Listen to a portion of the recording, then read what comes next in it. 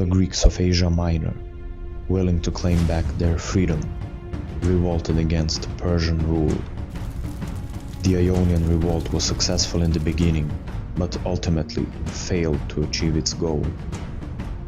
This major historical event influenced the fate of mainland Greeks as well. What would thereafter happen, Greeks could only fearfully imagine. The series of events that followed proved to be of crucial importance, not only for the course of the entire Greek history, but as well for the identity and the culture of ancient Greeks.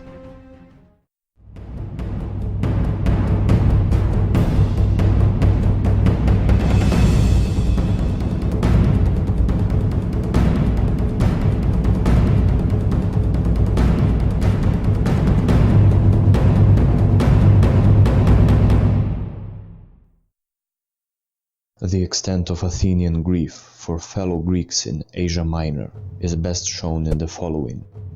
A tragic poet named Phrynichos, not long after 494 BC, wrote a play called The Capture of Miletus, which mostly featured the cruel fate of the city and its inhabitants as the leitmotif. Persian authorities transferred grown men to live in an area around the Tigris River, while women and children were enslaved. The audience was moved to tears, and the poet fined for reminding familiar misfortunes. After the failure of the Ionian revolt in 494 BC, Darius decided to wage war upon Greeks in Europe. As an empire in expansion, Persia was naturally inclined to conquer new lands, but there were specific reasons for invading mainland Greece. Two Greek city-states provided Greeks in Ionia with military aid, Athens and Eretria. During the siege of Sardis, a fire broke out and the whole city was consumed in flames. Both Athenians and Eretrians participated in this event. According to Herodotus, Darius, upon hearing the news of Greeks burning Sardis to the ground, asked who these Athenians were. He demanded his servant to remind him every day about seeking retaliation for the misdeeds of the Athenians. The Greco-Persian Wars is a term coined by historians to designate a period in history in which Greeks and the Persian Empire were engaging in a series of military conflicts. This period lasted between the years of 499 BC and 479 BC. In this video, we will turn our attention to the period after the Ionian Revolt, which will be the topic of another video in the future. Our main source for this decisive part of Greek history is the historian Herodotus. As a matter of fact, his whole narrative is based around the Greco-Persian conflict. At the very beginning of Histories, Herodotus tells us that this war inspired him to start writing history, and that his aim is to prevent the memory of great deeds from falling into oblivion. Darius launched his first campaign in 492 BC. The Persians were led by Mardonius, the king's trusted general. He had two main objectives. First, to solidify Persian rule in Thrace and Macedon, established during Darius' Syrian campaign in the years of 513 and 512 BC, and second, attack Greece from the north. The ground forces were moving along the northern coast of the Aegean Sea, followed by the Persian fleet. Yet, the invasion was unsuccessful due to a storm which wiped out a large part of the fleet near Athos.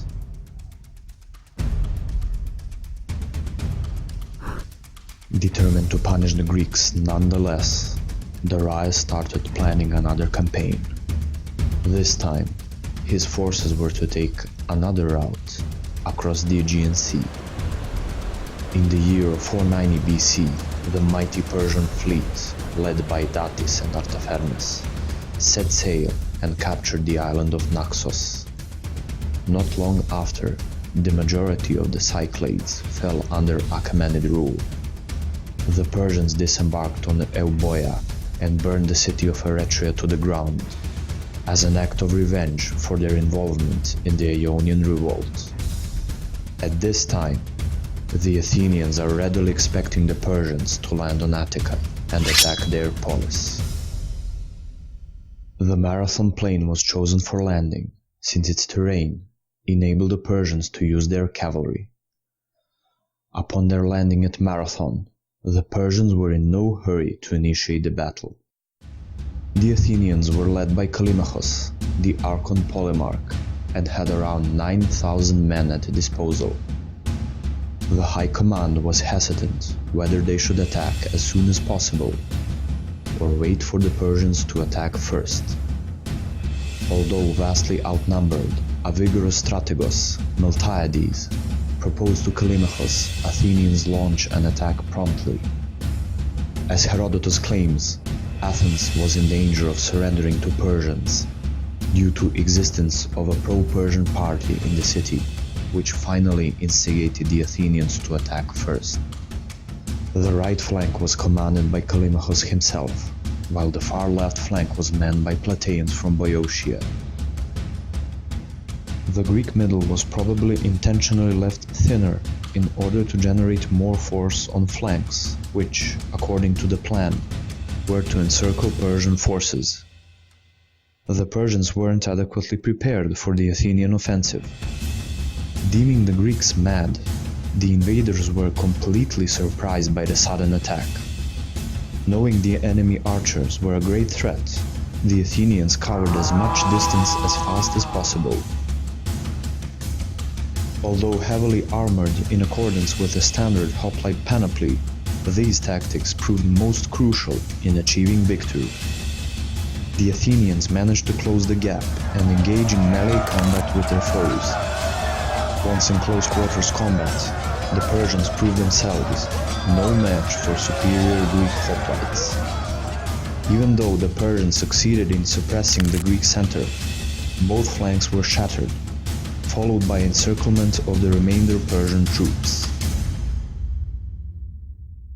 The aftermath of the Battle of Marathon was heavy Persian losses, 6,400 men, while only 192 Greeks died, amongst them the Polemarch Callimachus. The Persians attempted to conduct a daring move and capture Athens while the main body of soldiers was still at Marathon, but failed to do so because the victors from Marathon had already returned.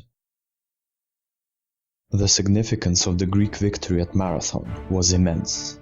First, the Greeks proved themselves a worthy opponent to the Persians, who were at that time considered fierce warriors, and their very appearance brought intimidation upon their enemies. Second, the myth of Marathon was to remain ingrained in Greek memory and tradition, as one of the brightest moments of Greek history. Third, Athens gained a considerable amount of respect among other Greeks. Miltiades was praised for contributing to this victory by providing wise counsel and fighting courageously. The Athenians started building a new temple on the Acropolis in honor of their victory at Marathon. This temple was located on the exact same spot where the Parthenon was going to be built, and was never finished due to Persian destruction of Athens in 480 BC. Also, the old propylon was built, which will be replaced in the times of Pericles by the new propylaea of architect Mnesicles. On the northern side of the Athenian Agora, a new building was erected, the Painted Porch, or the Stoa Poikile. Inside, a painting was to be found depicting the Battle of Marathon. A discipline in the Olympic Games was named after the location of this famous battle. Upon winning the battle, it was said that Philippides had been sent to deliver the news of victory to Athens, and having done so, he ran a distance of approximately 42 kilometers, an act which was ever after praised by running in a marathon race. Receiving the news of the disaster at Marathon, Darius was furious and wanted to start another campaign, with many more ground and naval forces than the previous one. Darius' plan never materialized, since a rebellion broke out in Egypt and required his attention. Shortly after, he died in 486 BC. The Achaemenid throne was succeeded by his son, Xerxes I, who would continue his father's work and invade mainland Greece once more. In this video, we have covered the history of Greco-Persian Wars from 494 BC to the Battle of Marathon. The next video will deal with Xerxes' invasion of Greece, including the Battle of Thermopylae. Feel free to leave suggestions for future videos. This channel deals not only with ancient Greek history, but with all aspects of the ancient Greek civilization. Sources, society, religion, mythology, philosophy, art, famous individuals, and so on. Links to social media pages are in the description. Thank you for watching this documentary about the Greco-Persian Wars on the Ancient Greek Logos channel.